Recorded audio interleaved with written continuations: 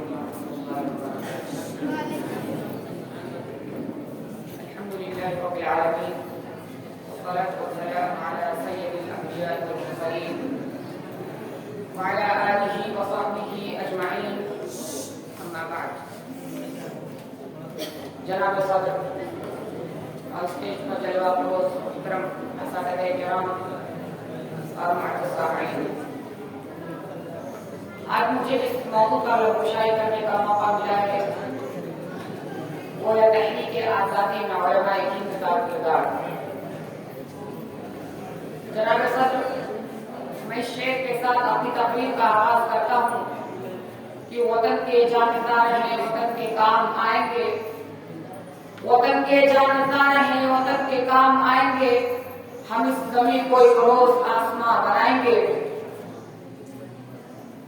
محترم سامعین، آج ہم 75واں جشن آزادی منا رہے ہیں۔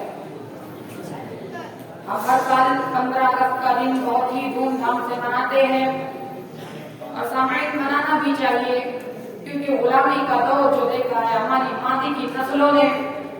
جناب صدر، یہ آزادی ایک نعمت ہے، آزادی کا ایک لمحہ غلامی کی 1000 سالہ زندگی سے کئی گنا بہتر ہے۔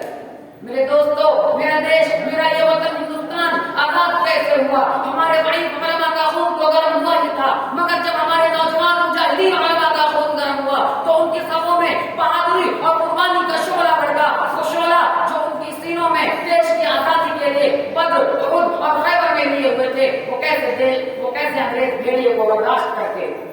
ہاں سامعین، نہ رہیں گے غلامی میں، نہ جئیں گے ظلم میں، نہ رہیں گے غلامی میں، نہ جئیں گے ظلم میں، سینہ چاک کے رکھ دیں گے یہ دیش ہمارا ہے۔ محترم سامعین، میں یہ کہتے چلوں کہ آج ہم 75واں جشن آزادی منا رہے ہیں، لیکن افسوس، سدا افسوس کہ اس ملک ہندوستان میں آج بھی ہم سے محبت وطن کا ثبوت مانگا جاتا ہے۔ ہاں سامعین، محبت وطن کا ثبوت، جبکہ تحریک ریشمی رومال ہماری، تحریک خلافت ہماری، تحریک مجاہدین پور ہماری، تحریک علماء ہماری، بالا کوٹ کی قربانیاں ہماری، اردو ادب کی قربانیاں ہماری، اور ہم سے محبت وطن کا ثبوت۔ اس مٹی سے وفا تم بھی کرو، ہم بھی کریں، اس مٹی سے وفا تم بھی کرو، ہم بھی کریں، اس کا جو حق ہے ادا تم بھی کرو، ہم بھی کریں۔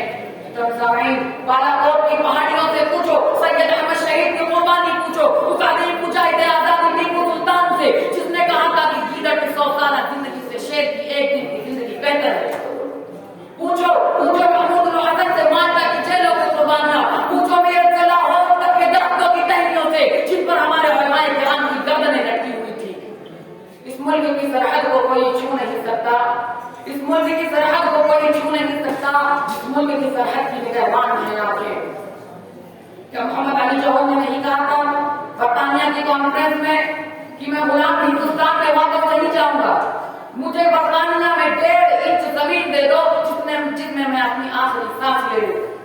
کیا حسین احمد مدنی نے نہیں کہا تھا انگریزوں کی عدالت میں کہ میں انگریز کی فوج میں بھرتی ہونا حرام قرار دیتا ہوں، اور میں یہ بات آج بھی کہتا ہوں اور کہتا رہوں گا؟ تو سامعین، تو انگریزوں نے کہا تھا کہ حسین احمد، کیا آپ کو پتا ہے کہ آپ کہاں کھڑے ہو کر یہ بات بول رہے ہیں؟ تو سامعین یاد رکھیے، حسین احمد مدنی نے کہا تھا کہ اور انگریز جب حسین جب دیوبند سے چلا تھا تو کفن بھی اپنے ساتھ رکھ کے چلا تھا۔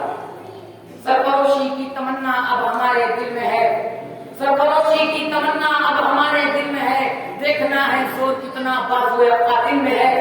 سامعین کرام، تحریک آزادی میں شاہ عبدالعزیز کی قربانی، شاہ اسماعیل کی قربانی، مولانا آزاد، مولوی شوکت، مولوی احمد صادق پوری اور مولانا جوہر کی قربانیاں نمایاں ہے۔ لہذا میں اس شعر کے ساتھ اپنی بات کو ختم کرتا ہوں کہ سبھی کا خون ہے شامل یہاں کی مٹی میں، سبھی کا خون ہے شامل یہاں کی مٹی میں، اور کسی کے باپ کا ہندوستان تھوڑی ہے۔